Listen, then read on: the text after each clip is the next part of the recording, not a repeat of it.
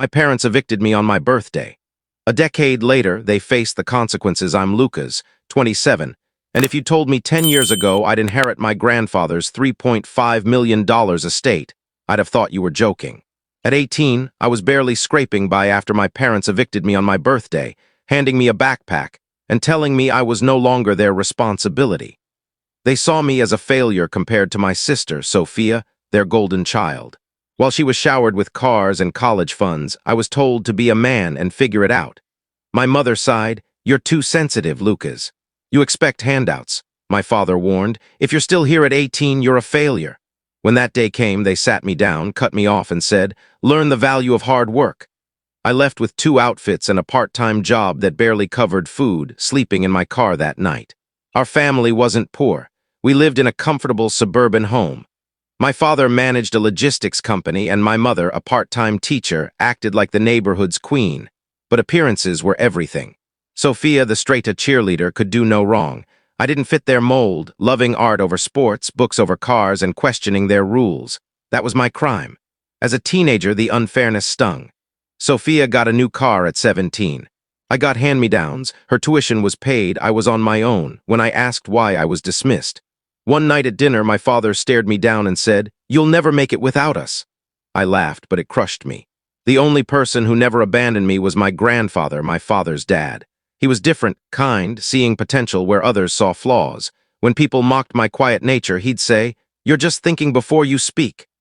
He didn't care that I wasn't the star athlete. Weekends at his house were my refuge. He'd feed me, let me sleep on his couch, and never judged. I didn't tell him how bad things were, but he knew. He saw the tension, how I flinched at my father's name. He became more of a father than mine ever was. A decade later, I'd built a modest life, nothing fancy, just steady. I worked long hours, saved what I could, and kept my family at a distance.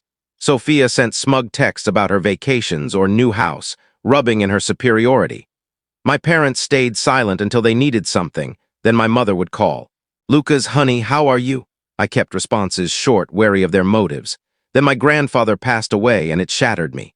I thought he'd recover. Losing him felt like losing my only true family. When the lawyer called about the will reading, I expected a small keepsake, a watch, maybe a letter. I never imagined inheriting everything. Walking into the oak-paneled office, I froze. My parents and Sophia sat there, dressed for a gala. My mother's smile was too wide. My father's hand rested smugly on his knee, and Sophia gave me a condescending once-over.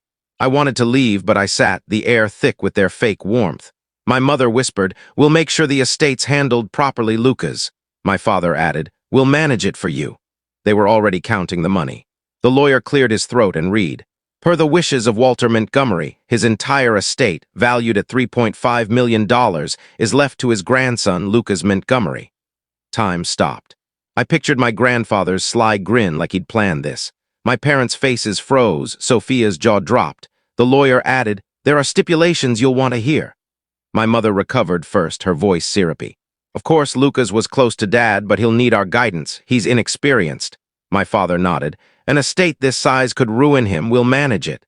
Sophia smirked. "You've never been responsible, Lucas. Remember that credit card you maxed out? Let us help." I seethed inside. They saw me as an obstacle, not a person. The lawyer cut in. "The will is clear. Lucas has full control, no trustees." My parents didn't back down. My mother gripped my arm, nails digging in. "We only want what's best, sweetheart. This is a family effort." Sophia chimed in. "You don't want to go broke like those lottery winners, right?" "You still rent," the lawyer reiterated. "No one but Lucas controls the estate." My father forced a smile, calling me son like it meant something. My mother laughed. "We were tough on you, but it made you strong. Let's move forward as a family." Their hypocrisy burned. They'd thrown me out, left me to struggle while spoiling Sophia. My grandfather had taught me resilience, not them. I stayed silent, letting them scheme. They whispered plans. Sophia texted under the table, likely gloating about the fortune she thought was hers. Inside, I felt a shift.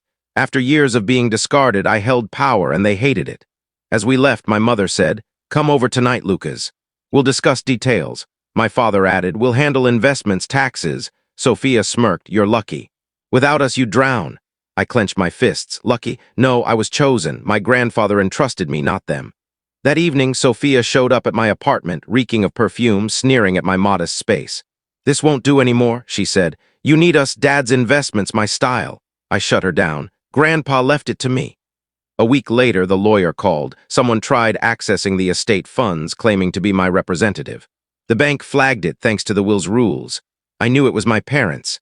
I drove past their house that night, 2 cars, warm porch light, perfect suburban facade. But I felt no longing, only resolve.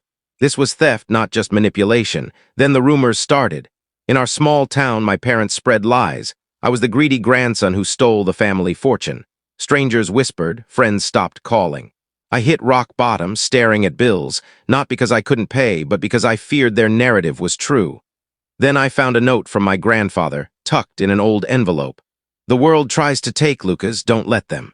You're stronger than you know, stand tall. His words lit a fire. I began saving everything, Sophia's texts, the bank's report, every rumor's source. I researched estate law late at night, determined to prove them wrong. I hired Richard, a practical financial advisor who crafted a plan, investments, taxes, security. You're capable, he said, and I believed it. I bought a small house, mine, where no one could evict me. At work, I pushed harder, earning a promotion and respect. Gossip shifted. Lucas is doing well, Walter chose right. My parents despised it. Sophia visited my house, smirking, don't get cocky. Dad's looking into ways too. She stopped, but I knew they were plotting.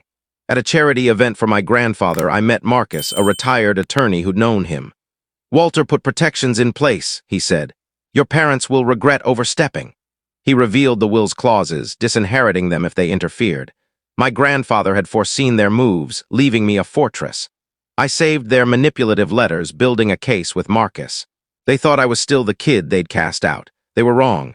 Their final move was bold. Marcus called. They filed a court petition claiming you're unfit to manage the estate. At 27, they wanted me declared incompetent, dragging my name through the mud. It was their mistake. We'd prepared for months, texts, bank reports, rumors, and the will's ironclad rules. On a gray Tuesday, I walked into court, ready to end their game. Thank you for watching my story. If you enjoyed it, please subscribe and press the bell icon. Stay tuned for more real-life stories, get more experiences.